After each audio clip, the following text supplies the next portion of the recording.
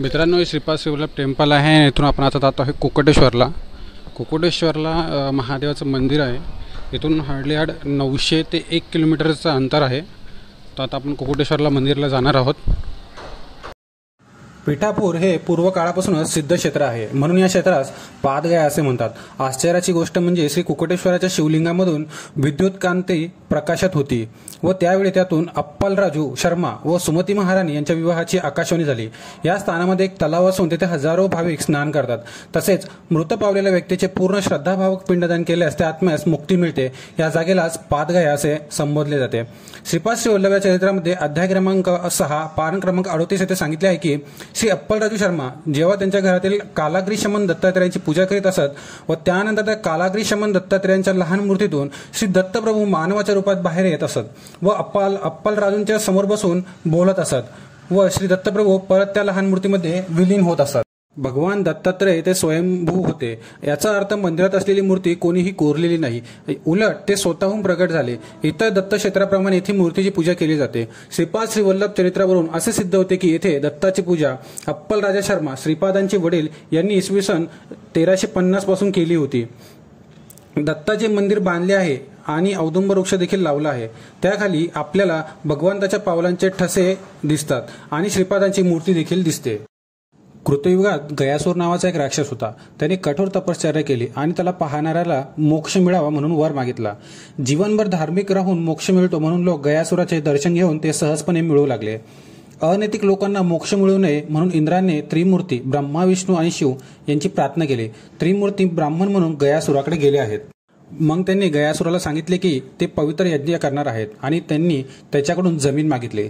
गयासुराने आनंदाने जमीन देण्यास सहमती दर्शवली आणि त्यांनी गयासुराला सांगितले की पृथ्वीवरील प्रत्येक ठिकाणी त्यांच्या इतिहासात वाईट घटना घडतात, म्हणून ते त्यांच्या पवित्र यज्ञासाठी योग्य नाही. गयासुराने त्यांना हा उपाय सोडवण्यास सांगितले आहे आणि त्रिमूर्तींनी गयासुराला सांगितले की तुमचे शरीर यज्ञासाठी सर्वोत्तम स्थान असेल. त्यांनी विष्णूकडून मिळालेल्या वराने आणि सर्वांना मोक्ष देण्याच्या त्या इच्छेने त्यांच्या तर्काचे समर्थन केले आणि सांगितले की त्यांच्यासाठी एक पवित्र आव्हान मानले जाऊ शकते आणि यज्ञ संपल्यावर तो उंचीने वाढू शकतो. भगवान त्रिमूर्तींनी यज्ञ सुरू केला.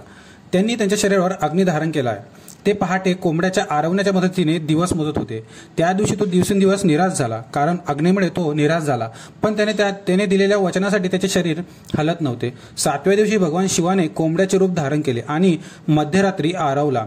गयासुराने सकाळचे चिन्ह आहे हे लक्षात घेऊन तो जागा झाला. त्यानंतर यज्ञ नष्ट झाला. त्रिमूर्तींनी गयासुराला विचारले आहे की जर तुम्ही 7 दिवस नियंत्रण करू शकला नाही तर आकारात वाढून अमर्याद काळासाठी संपूर्ण मानवजातीचे पाप कसे सहन कराल. गयासुराला त्याची चूक कळली आणि त्याने आपली चूक मान्य केली. त्रिमूर्ती त्याच्यासमोर प्रगट झाले आहेत आणि त्यांनी सांगितले की त्याचे शरीर जसे आहे तसेच असेल आणि संपूर्ण भूमी केवळ त्याच्यामुळे पवित्र होईल. त्यांना मोक्ष आणि आशीर्वाद मिळाला. त्यांनी समाधी आणि निरंतर तपश्चर्येत प्रवेश केला आणि आकारात वाढण्याचे त्याचे असीम कृत्य थांबवले. भगवान विष्णूने गयासुराचे पाय पृथ्वीवर मारून त्याला शिक्षा केली. परिणामी भगवान विष्णूंच्या पावलांचे ठसे पृथ्वीवरच राहिले. याचप्रमाणे या ठिकाणी 51 शक्तिपीठांपैकी एक शक्तिपीठ आहे. पुरातन काळात दक्ष प्रजापती राजाने यज्ञ आयोजित केला होता. त्या यज्ञात सर्व देवतांना यक्ष, गरुड, गंधर्व, किंपुरुषम, महर्षी, विष्णू, ब्रह्मदेव आमंत्रित केले होते.